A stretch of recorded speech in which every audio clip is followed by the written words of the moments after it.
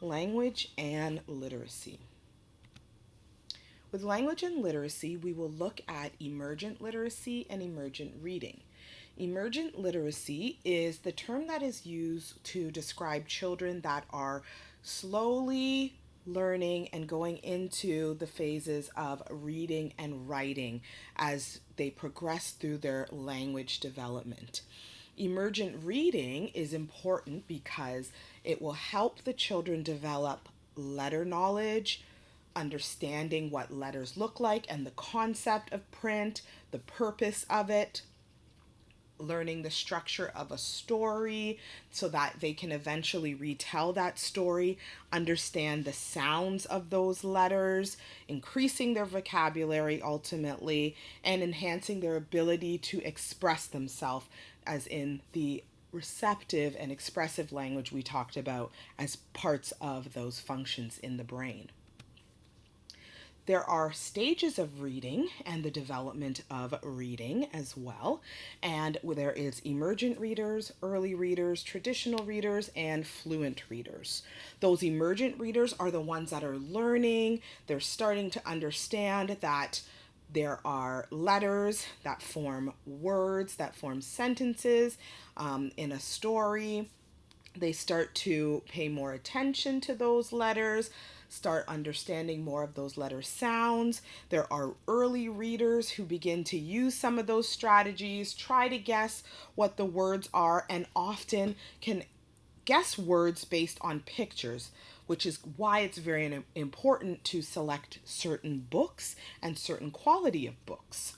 We have traditional readers who read. They read at a good pace, they understand most words, and they sometimes need help, but they are be able to read more books that are a little more difficult with less and less help. With your fluent reader, they are confident, they understand what they're reading, they use the books to gain knowledge, and they can read independently and independently go and get books. And in order to do that, you would need a print rich environment. And a print rich environment is creating many opportunities for children to see words, experience words, learn about stories and print, and have those opportunities within a variety of settings, which is whether it's an educational setting or at home or throughout the community. So, in saying that, having a print rich environment is supported by reading to children often, providing books in a variety of areas, labeling things around the classroom or around your home or around their learning environment or environment children will be in, using a pictorial schedule, which is a picture schedule in your classroom so children can see the different components of the day. They can start seeing what they're called, what words are used to describe those times of the day. Writing what children say helps them to understand that the things they are saying can be interpreted in written form, and that also supports if they have a piece of artwork that they're completing and you start putting the most important word to them, which is their name. You could use a letter link, which links a picture to the child's name, and it's only used for that specific child. So anytime they begin to associate that picture with their name, they would see it and know that that piece of artwork or that something that's being displayed is theirs.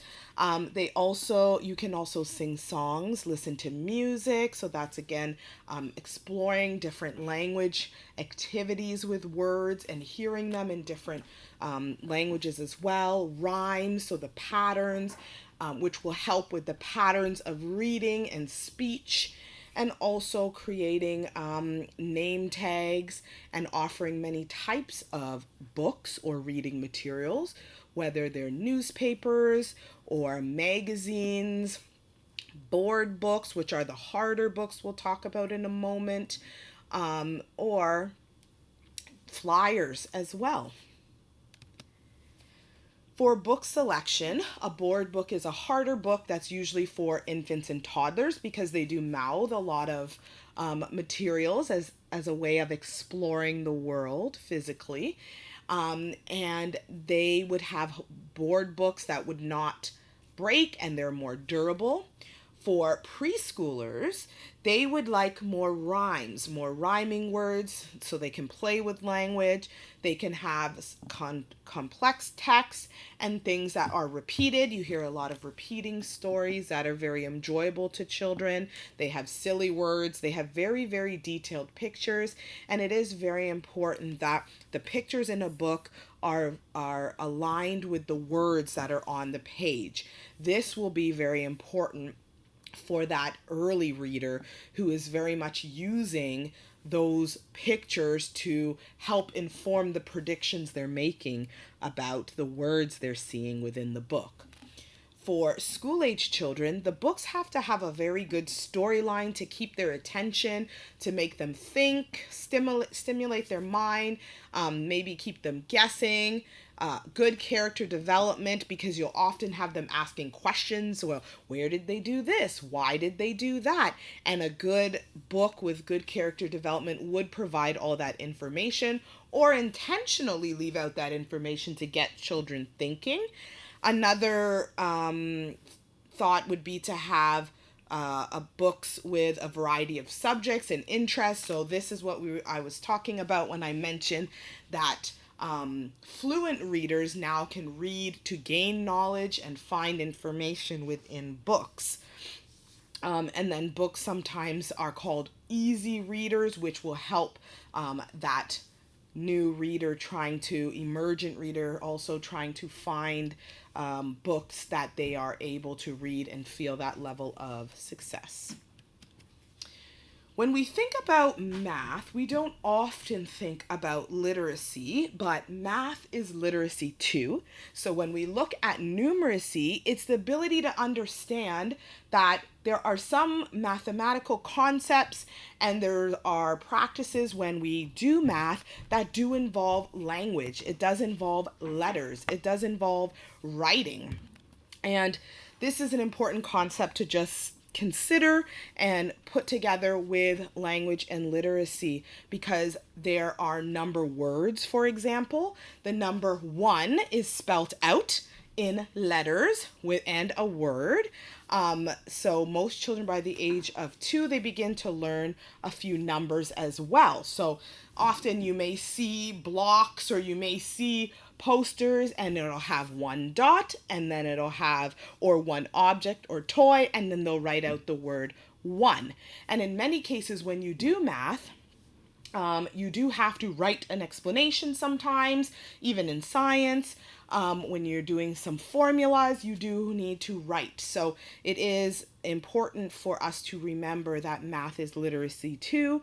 And then by age 5, the children can count backwards from 10, and they can count at a pre-designated number as well. So you can start at 10 and they'll tell you 11, 12, and so forth. So understanding math as a literacy concept as well.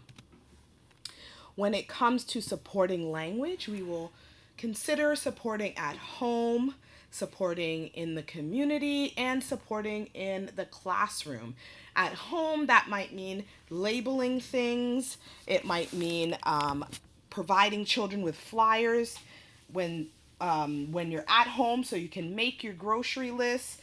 In a school setting, it may mean to label things around the classroom, having books in different areas. You can have books in the block area, you can have books in the home area. It doesn't just have to be in a quiet area or a book area. In the community, you can point out words and signs and symbols for children. When you go on a walk, you can point out buildings that have logos with words on them. You can talk about various observations that you observe within the community and observations that you see and things that you experience in the community. All of these ideas would support language and literacy in the home, in the community, and within the classroom.